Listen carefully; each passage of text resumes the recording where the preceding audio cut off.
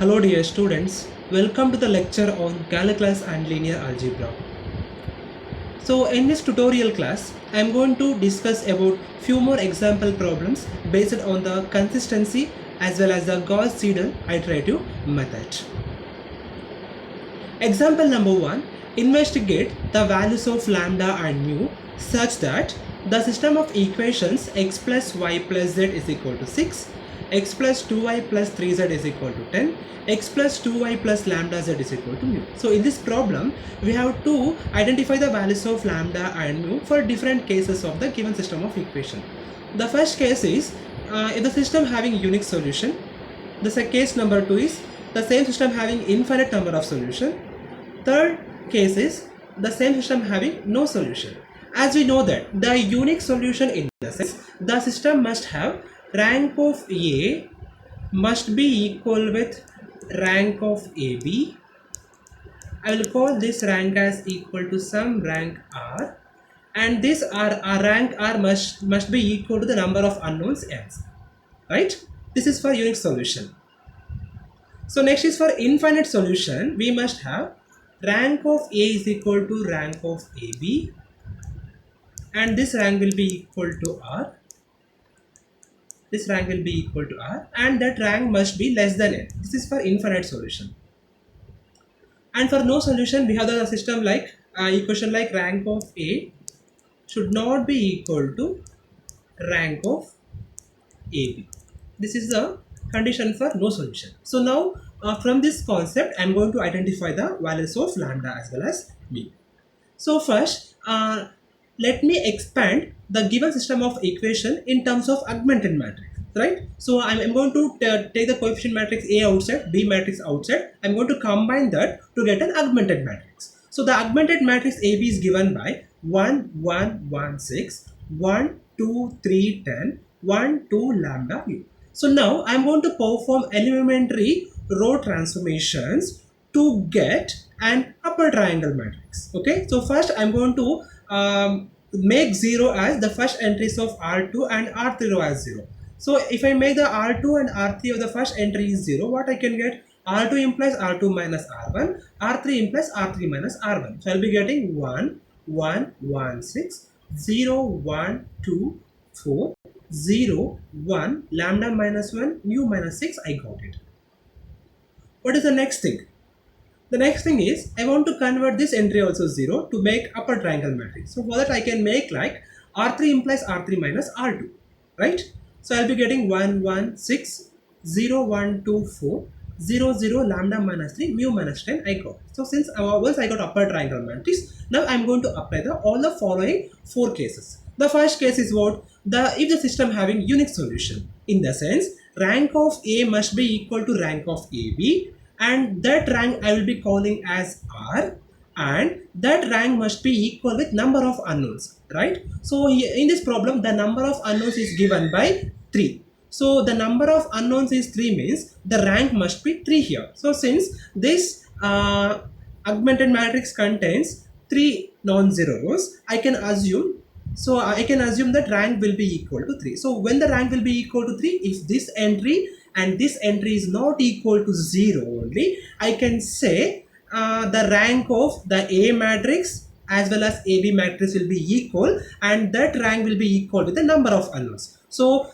to find the lambda and mu value in this case, we must have 3 non-zero rows. So to get 3 non-zero rows, the condition is the all the 3 rows are non-zero rows here. So if all the 3 rows are non-zero rows means I can assume like this lambda minus 3 will not be equal to 0, and this mu minus 10 will not be equal to 0. This is the first case, right? So in the first case, to identify the values of lambda and mu, we must have the condition that lambda minus 3 will not be equal to 0. Similarly, mu minus 10 also will not be equal to 0 because of the rank of A and rank of AB will be equal to, I'm assuming 3, because in this case the rank must be equal with number of unknowns. So since here the number of unknowns are 3, so I'll be having the solution like this, that is lambda minus 3 and mu minus 10 will not be equal to 0 here. This is the case 1. So case 2 is infinite solution. Infinite solution in the sense the rank of A and rank of AB must be equal, and that rank should be less than the number of unknowns. So here the number of unknowns are 3. So I must have the rank should be less than that 3. So I can assume the rank will be equal to 2. So the rank is equal to 2 means we'll be having 2 non-zero rows here. So 2 non-zero rows in the sense the last row is completely 0. So this last row is completely 0 only. I can assume that the rank of this matrix will be equal to 2. So if the rank of this matrix is 2 means I can take lambda minus 3 is equal to 0, mu minus 10 is equal to 0. So I'll be having the solution like lambda is equal to 3 and mu is equal to 10 for the infinite solution case. Okay, in the infinite solution case, the rank of A and rank of AB must be equal, and that rank must be less than of number of unknowns. So in this problem the number of unknowns are 3 here, so that I can assume the rank will be equal to 2. So the rank is equal to 2 means the number of non-zero rows are 2, the last row is completely 0, so I can assume lambda minus 3 will be equal to 0 and mu minus 10 will be equal to 10, so that I can tell the solution like lambda will be 3 and mu is equal to 10 to get the infinite solution.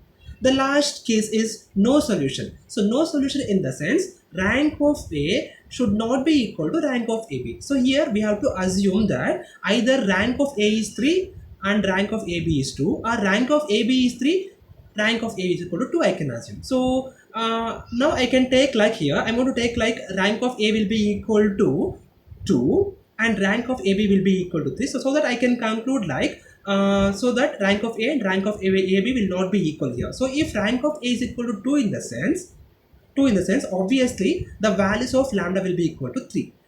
But if rank of AB is equal to 3 means mu minus 10 cannot be 0, so I can't take the value there. So that I'm going to assume that rank of A will be equal to 2 here, rank of AB will be equal to 3, so that I can get the value of lambda is equal to 3 and mu should not be equal to 10. So next example is Gauss-Seidel method. Employ Gauss-Seidel iteration method to solve 5x plus 2y plus z is equal to 12, x plus 4y plus 2z is equal to 15, x plus 2y plus 5z is equal to 20. Carry out 4 iterations taking the initial approximation to the solution as 103.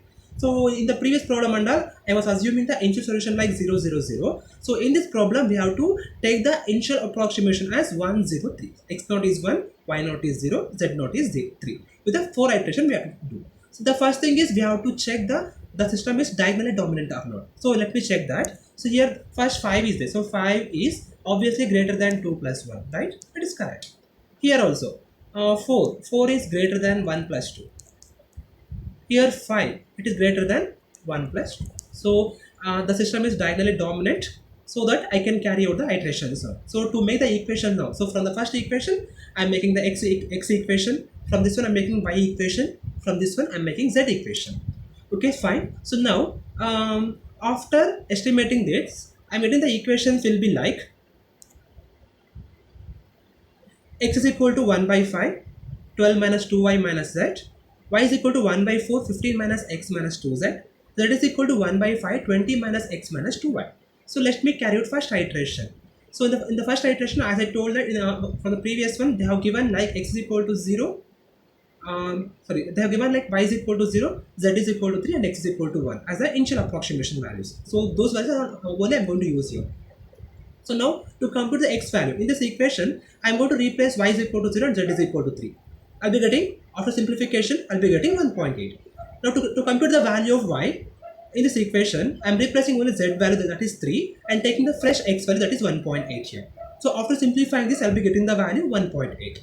Next is z. So in this equation, I'm using fresh x and y values, that is 1.8 and 1.8 here. So after simplifying this, I'll be getting the value 2.92. So in the same way, we have to perform second iteration also. To compute second iteration, I want to make use of the first iteration values. So x will be equal to 1 by 5, 12 minus 2, 1.8 minus 2.92. After simplifying this, I'll be getting 1.096.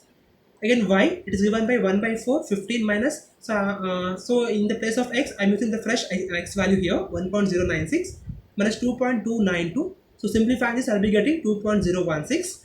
Z 1 by 5, 20 minus 1.096 minus 2.2 into 2.016. So simplifying this, I'll be getting 2.9744.